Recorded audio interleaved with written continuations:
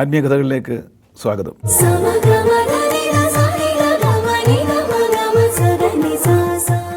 ആത്മീയ കഥകളിൽ ഇന്ന് നമ്മൾ ചിന്തിക്കുന്നത് ആത്മവിഭ്രാന്തി. അതെ, ഒരു വിഭ്രാന്തി. ആത്മാവിന് വിഭ്രാന്തി പിടിച്ചാൽ നമ്മുടെ എല്ലാ സർഗശക്തിയും നഷ്ടപ്പെട്ടു പോകുന്നുള്ളതാണ്. വിഭ്രതിം ദ്വൈതം ഭവതു എന്നാണ് പറയുക. വിഭ്രാന്തി വന്നു കഴിഞ്ഞാൽ എങ്ങനെ വിഭ്രാന്തി ഉണ്ടാകുന്നത്? രണ്ട് ഭാവങ്ങൾ, അതായത് ഞാൻ ഒറ്റപ്പെട്ടു പോകുമോ, എന്നിൽ നിന്ന് എന്തെങ്കിലും നഷ്ടപ്പെട്ടു പോകുമോ എന്നുള്ള അടിസ്ഥാനപരമായിട്ടുള്ള വികാരം വരുമ്പോഴാണ് ആത്മാവിന് ഒരു വിഭ്രാന്തി ഉണ്ടാകുന്നത്.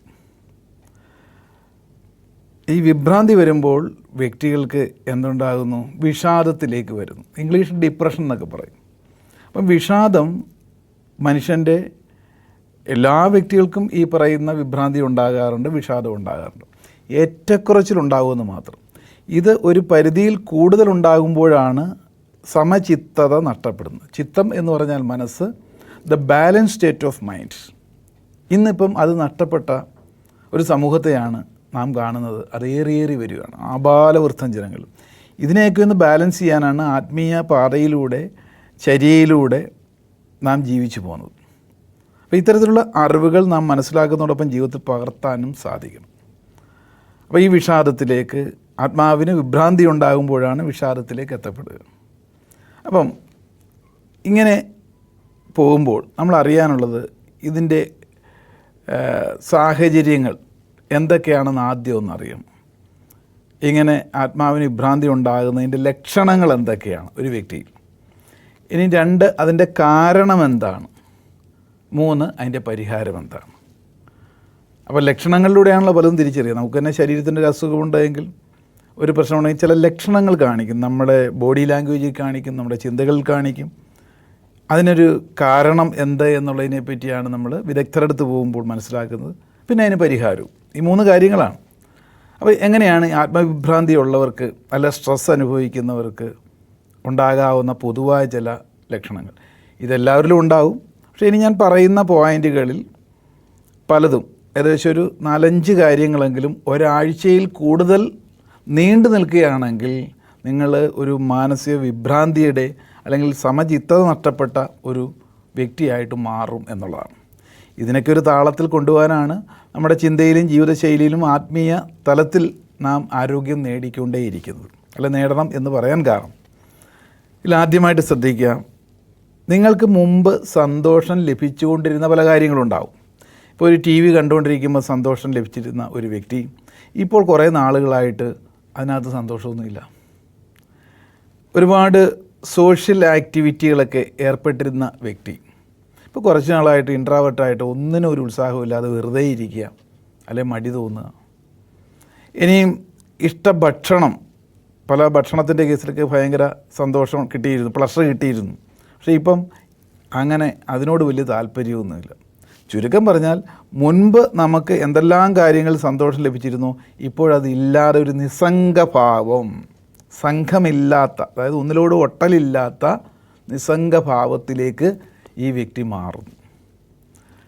ഒരുപക്ഷെ പണ്ട് ഒരുപാട് യാത്രകളൊക്കെ ചെയ്യാൻ ഭയങ്കര സന്തോഷമായിരുന്നു, ഇപ്പോൾ അങ്ങനെ വലിയ താല്പര്യമൊന്നുമില്ല, ഒരു നിസ്സംഗാവസ്ഥ. അപ്പം ഇങ്ങനെയുള്ള സിംറ്റംസ് ആഴ്ചയിൽ കൂടുതൽ ഒരാളിൽ കണ്ടുവരുമ്പോൾ ഒന്ന് ശ്രദ്ധിക്കേണ്ടതായിട്ടുണ്ട്. നമ്മളിലും ഉണ്ടെങ്കിൽ നമ്മൾ ഈ ഒരു ആത്മവിഭ്രാന്തിയിലേക്ക് പോകാൻ സാധ്യതയുണ്ട് എന്നുള്ളതാണ്. രണ്ടാമത്തത്, നമ്മൾ പലപ്പോഴും മനുഷ്യന് ഏറ്റവും കൂടുതൽ പ്ലഷർ നൽകുന്നതും ആസക്തിയുള്ളതും ആഹാരത്തോടാണ്.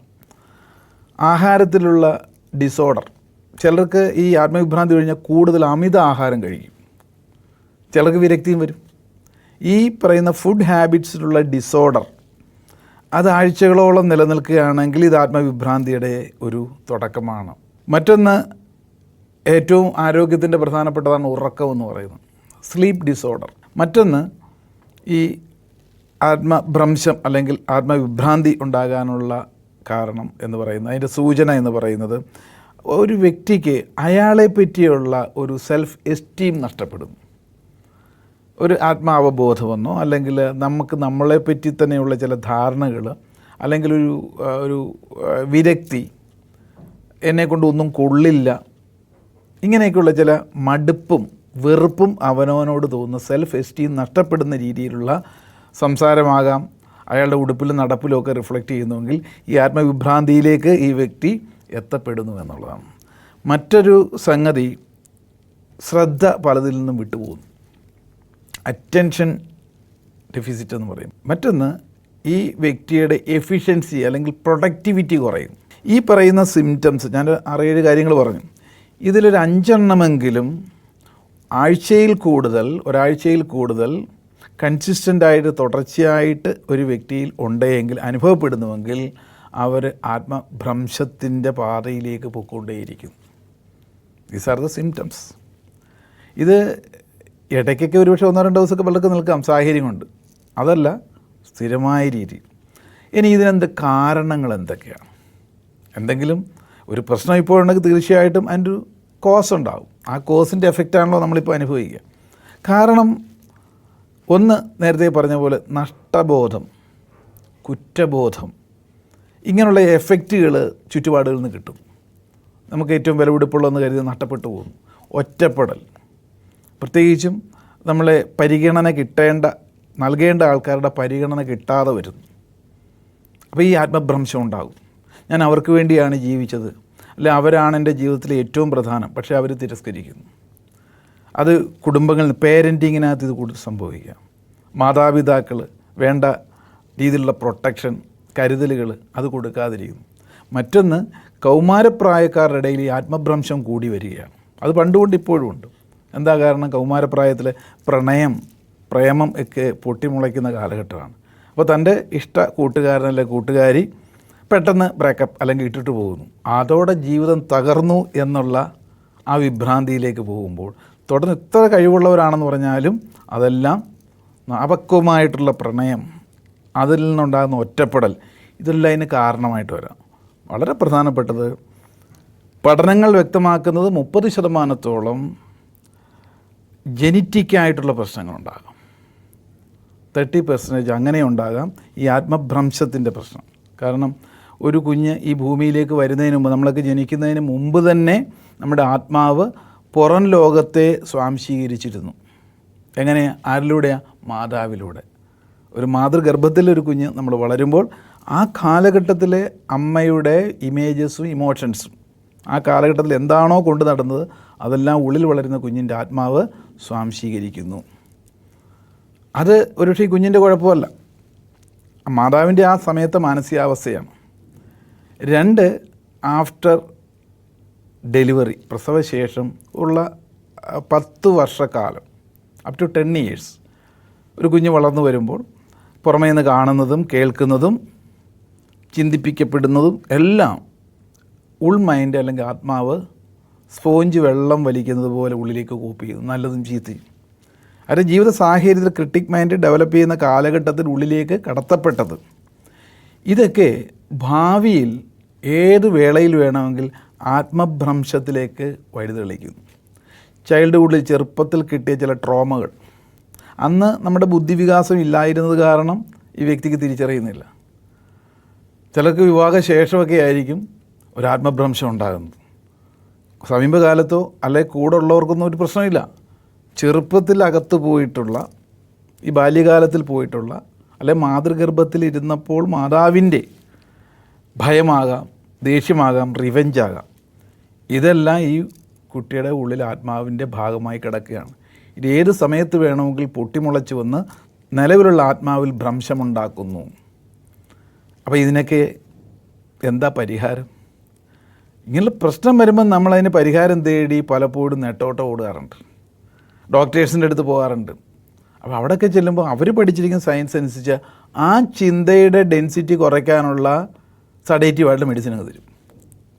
ആ മരുന്ന് കഴിച്ച് കഴിയുമ്പോഴോ സ്വാഭാവികമായിട്ടുള്ള ചിന്ത നഷ്ടപ്പെടുന്നു, ഈ വ്യക്തി ശാന്തനാകും, അത്രയേ ഉള്ളൂ.